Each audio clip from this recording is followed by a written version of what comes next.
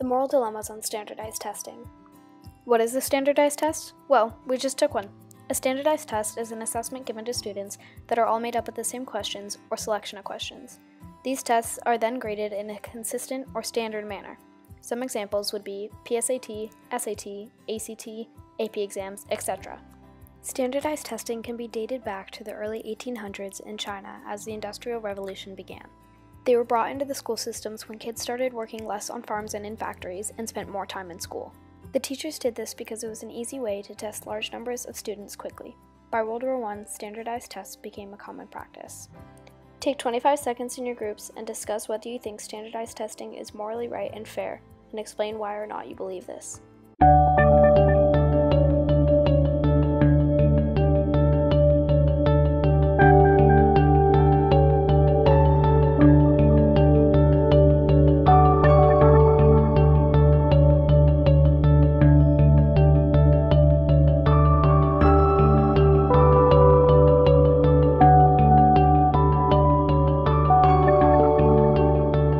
Keep your opinion in your head. We'll rediscuss at the end of the video.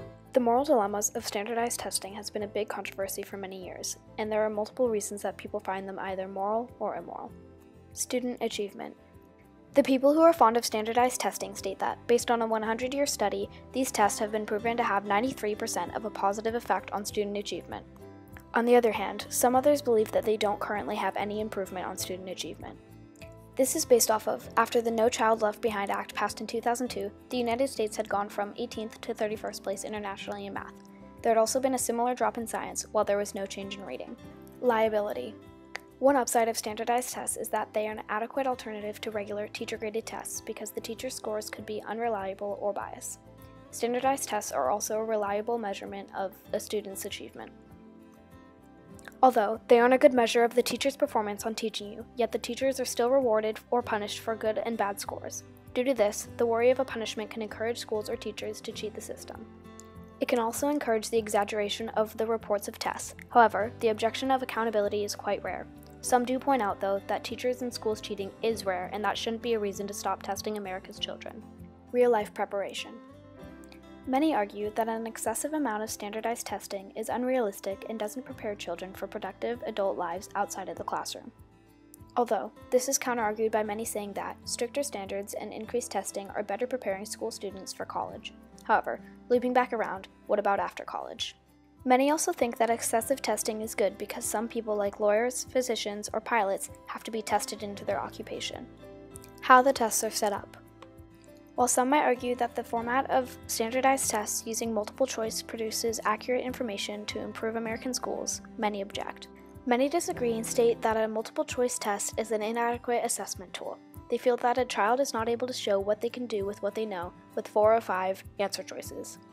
They express that everyone knows, students, parents, and educators, that there's more to a good education than picking the right bubble mark.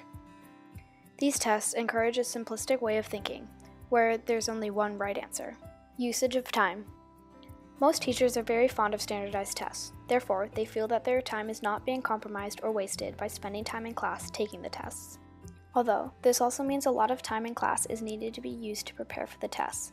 Just in Texas alone, about 29 to 45 days of the school year is occupied by test taking, and on average, students spend 110 days in testing. That is roughly a full year without any direct instruction. Curriculum being taught. Standardized testing is a good basis for a teacher's curriculum. It can guide them on what they should teach and when. There's a common saying, teaching to the test. This is valuable because it allows the teachers to focus on the essential content and skills, saving them time in class rather than doing time-wasting activities. However, that comes perfectly in hand with limiting the creative freedom of a teacher's curriculum. Also, over the years, teaching to the test has easily turned into the drill and kill route of teachers just jamming information into students' brains for the test. Opinions on the test. For the most part, teachers, administrators, and parents approve of standardized tests. It can give parents a good sense of how their child is doing in school. Most students also think it's a fair way of testing.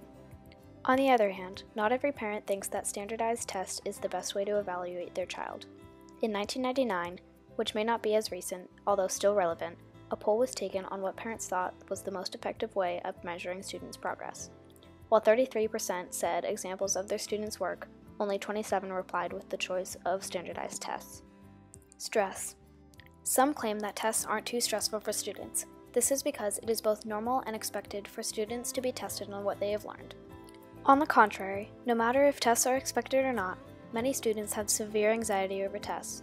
Standardized tests are usually weighed heavily, scaring many students. Test anxiety became such an issue that in 2002, California state tests included instructions for teachers on what to do if a student vomits on the test. Not only is anxiety just a sickening and uncomfortable feeling, it can also impair a student's performance on a test. This ruins the whole point of a standardized test, attempting to assess how much a student knows. A lot of information has been covered. After hearing arguments proving standardized testing both as moral and immoral, or fair or not, has your opinion changed, or stayed the same as the beginning of the presentation? To wrap up this presentation, discuss with your table group again on whether or not your opinion changed, and if so, what was the most contributing factor that changed it?